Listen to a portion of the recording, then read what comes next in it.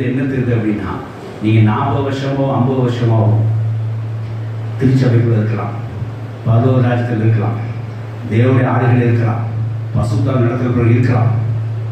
ஆனால் நீங்கள் நித்திரை அடையும் போது, சற்று ஆவிக்குரிய வாழ்க்கையை தூங்கும்போது என்ன உண்டாகும் அப்படின்னா, களை விதைக்கப்படும். அதாவது இன்னும் உங்களுக்கு ஓப்பனாக சொல்ல போனால், நீங்கள் எவ்வளோ வருஷம் அனுபவம் ஆவிக்குரிய வாழ்க்கை இருந்தாலும் களையும் கூட இருக்கும். நீங்கள் ஆவிக்கிற மனுஷனாக இருக்கலாம், இவ்வளோ வருஷமான அனுபவம் இருக்கலாம், நல்ல நடத்தல் உண்டாக்கப்பட்டிருக்கலாம், தேவன் நடத்தப்பட்டிருக்கலாம், கூட என்னவே இருக்கும், களையும் இருக்கும். பயப்படாதீங்க, தேவன் நல்லவர். அந்த களை நம்மளை தீங்காவடையை பார்த்து கொள்வார். ஹல்லேலூயா. இந்த விதை நல்ல விதை விதைத்தது தேவனா, நல்ல விதையை வளர்ந்து கர்த்தர் அப்படியே விடப்பட்டார், அது வளர்ச்சி செய்வார், அந்த பயிரை பாதுகாப்பார், கதிர் விடும்போது அந்த களையிலிருந்து விலைக்கு பாதுகாப்பார்.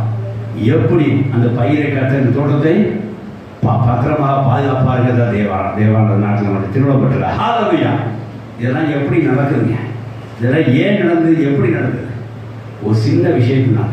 என்ன விஷயம் அப்படின்னா, ஆவிக்கிற வாழ்க்கையிலே அந்த மனிதன் தூங்குனதுனால வந்த வேலை. ஹல்லேலூயா. ஆவிக்கு வாழ்க்கையிலே தூக்கம் நல்லதல்ல.